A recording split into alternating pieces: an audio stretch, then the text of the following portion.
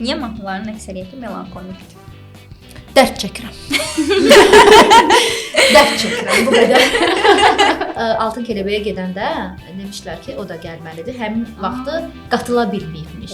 Buradan sinif yoldaşlarıma da salam göndərmirəm. İctimai yerdə yıxılıb vəzn olmaq. Nəinki yıxılmaq, bir stol bəlkə də vermişəm. Əslində müsbət var, zibil tuluyur. Ona görə də mahnılar hələ ki yoxdur. Hamısının səbəbi o xanımdır. Bayaq dedi, endirimdən almayın. Hamısının səbəbi odur. Artıq beynimə saldığını görə elə buradan çıxıram, gedirəm.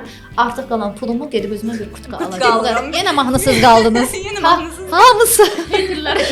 Kimisə hansısa fəaliyyətdə görəndə elə bilirəm ki, mən də həmin fəaliyyətlə məşğul olsam, dünya çempionu olacağam. O dərəcədə. O zaman mən artıq rəssam olacağam.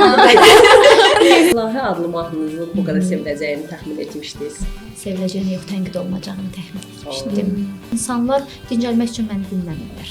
Eynisi də mənim kimi bir çox sənətçi var. Vəziyyətədəyəm, axşam o künəfə yeyilməlidir. Künəfə vazgeçilməz. Vazgeçilməz. 4 yaşında piano aldılar və elə nə vaxt əsəbləşsəm pianonun qabağında oturub nəsə ifa edirəm. Bütün əsəbimi tuturam.